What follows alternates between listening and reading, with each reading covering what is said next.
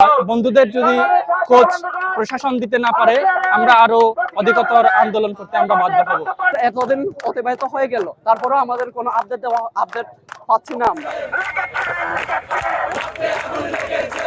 সহপাঠী যারা বিজুর পরে ছুটি গেছে, এখনো ছুটি ক্যাম্পাসে ফেরার পথে তাদেরকে অপহরণ করা হয়। কিন্তু আমরা 4-5 দিন ধরে অপেক্ষা করেছিলাম যে প্রশাসনের উপরে, কিন্তু এখনো 4-5 দিন পেরিয়ে গেল, কিন্তু প্রশাসনের কাছে আমরা কোনো জবাব পাইনি। আজকে আমাদের অবরোধের কারণ হচ্ছে আমরা কোনো রাজনীতি নিয়ে আসিনি, আমরা এসেছি আমাদের 5 সহপাঠীদের মুক্তির দাবি নিয়ে। গত 16 এপ্রিল আমাদের চট্টগ্রাম বিশ্ববিদ্যালয়ের 5 আদিবাসী শিক্ষার্থীকে ইউপিডিয়া সন্ত্রাসীরা অপহরণ করেছে। তো আজকে প্রায় 1 সপ্তাহ অতিবাহিত হয়ে যাচ্ছে, এখন পর্যন্ত প্রশাসন সহ আমাদের কোন রকম তাদের খোঁজ দিতে পারেনি।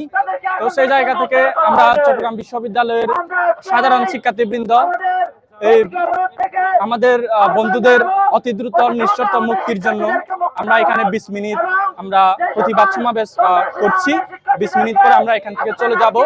এর পরবর্তীতে যদি আমাদের বন্ধুদের যদি কোচ প্রশাসন দিতে না পারে আমরা আরো অধিকতর আন্দোলন করতে আমরা বাধ্য হব। আমরা আজকে মূলত অবরোধ করতেছি। এখানে আমরা কিন্তু দীর্ঘ সময় করে এখানে অবস্থান নিচ্ছি না।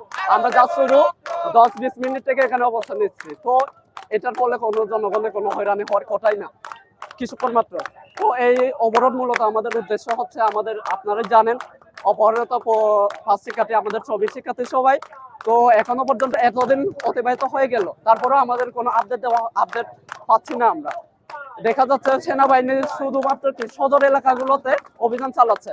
আর সেনাবাহিনী যদি প্রত্যন্ত অঞ্চলে যে জায়গা থেকে অপহরণ করা হয়েছে ওই জায়গায় যদি অভিযান চালানো হয় তাহলে আমরা ভালো ফল আশা করব।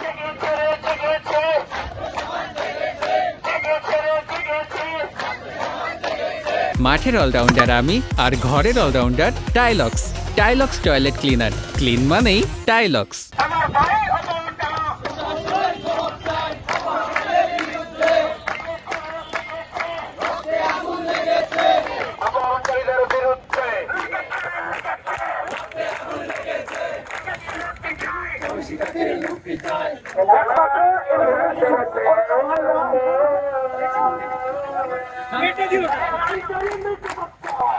Muchas gracias.